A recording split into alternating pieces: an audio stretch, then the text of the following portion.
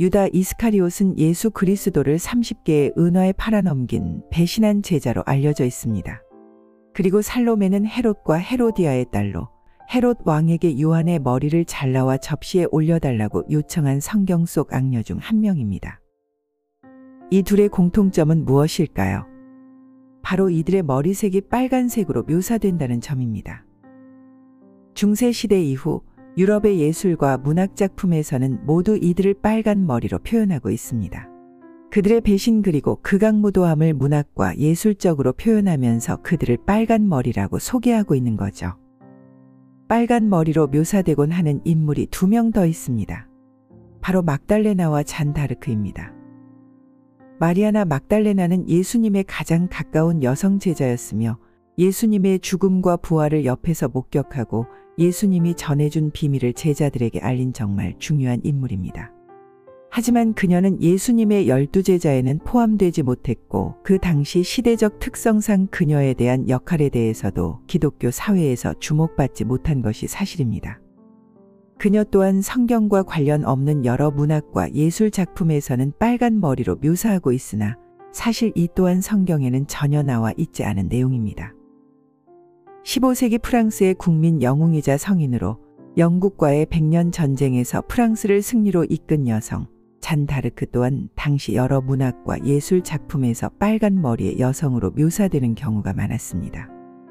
하지만 잔다르크의 머리 색깔에 대한 정확한 기록은 없으며 그녀가 빨간 머리였다는 명확한 역사적 증거도 없습니다. 빨간 머리는 무엇을 상징하는 것일까요? 옛날 유럽에서 빨간 머리를 가진 사람을 마녀나 나쁜 마법 또는 악마와 연결시키는 경우가 많았습니다. 특히 중세 시대의 빨간 머리는 마녀로 몰리거나 악마의 표시로 여겨지기도 했습니다. 그리고 한때 4월절에 하는 금식을 빨간 고기를 금하는 것이라 하며 빨간색과 연관 짓는 사람들도 있었습니다. 하지만 이는 과도한 교리적 해석이며 금식의 일환이지 사실 빨간색과는 관련이 없습니다.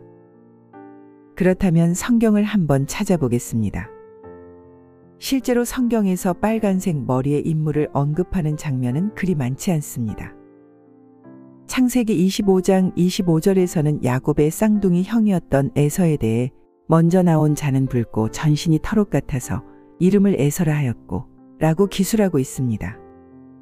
하지만 에서는 장자였음에도 순진하여 오히려 동생인 야곱에게 장자권과 하나님에게 받아야 할 축복을 빼앗기게 되고 나중에 분노하여 동생과 사이가 나빠지지만 곧 야곱을 용서하고 화해합니다. 그의 후손들도 중요한 역할을 하는 인물로 거듭나죠. 사실 성경에는 빨간색을 절대 나쁜 의미로 해석하고 있지 않습니다. 빨간색을 나쁘게 표현하는 구절은 없습니다.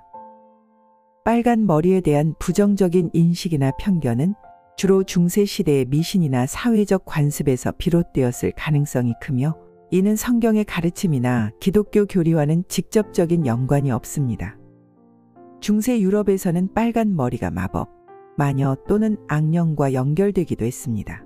이러한 연결은 대중의 미신과 두려움에서 비롯된 것이라 기독교에서는 받아들이면 안 되는 요소였지만 때로 기독교의 종교적 신념과 혼합되어 빨간 머리에 대한 부정적인 선입견을 기독교 세계에 퍼뜨리기도 한 것입니다.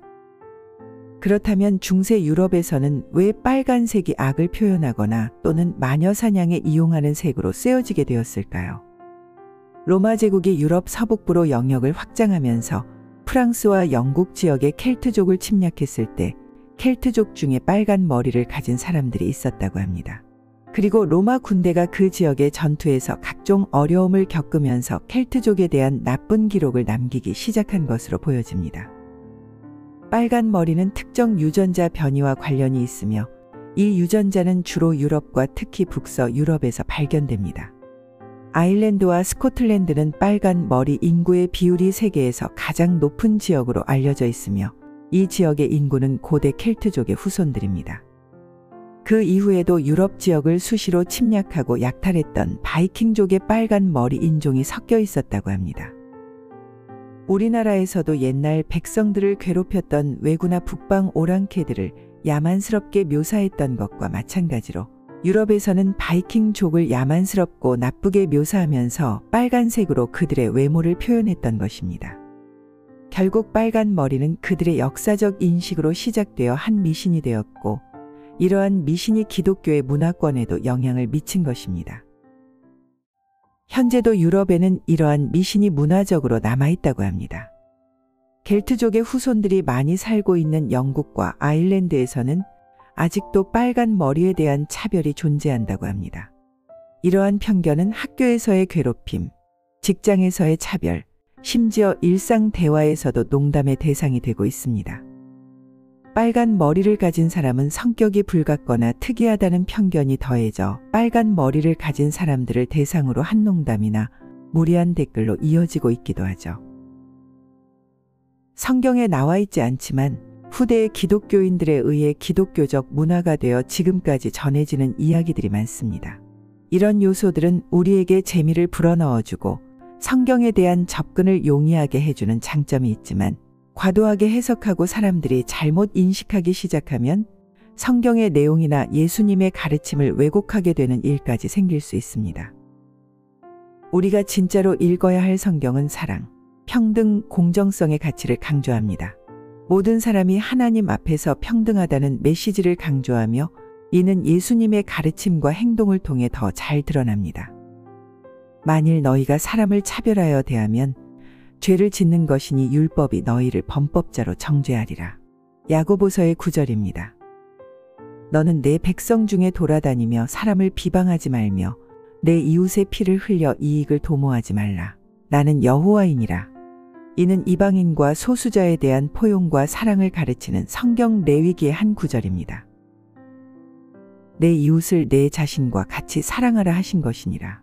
마태복음에 나오는 예수님의 말씀입니다. 여기서 이웃은 사회적, 인종적 배경에 상관없이 모든 사람을 포함합니다. 마태복음에서 예수님은 그 당시 멸시받던 세리들 그리고 죄인들과 함께 식사하시며 사회적으로 소외된 이들을 포용하기도 하셨습니다. 이는 사회적 지위나 죄에 대한 인간의 판단을 초월한 하나님의 사랑을 보여줍니다. 마지막으로 갈라디아서의 한 구절을 알려드리며 이번 영상 마치겠습니다. 너희가 다 믿음으로 말미암아 그리스도 예수 안에서 하나님의 아들이 되었으니 누구든지 그리스도와 합하기 위하여 세례를 받은 자는 그리스도로 옷 입었느니라.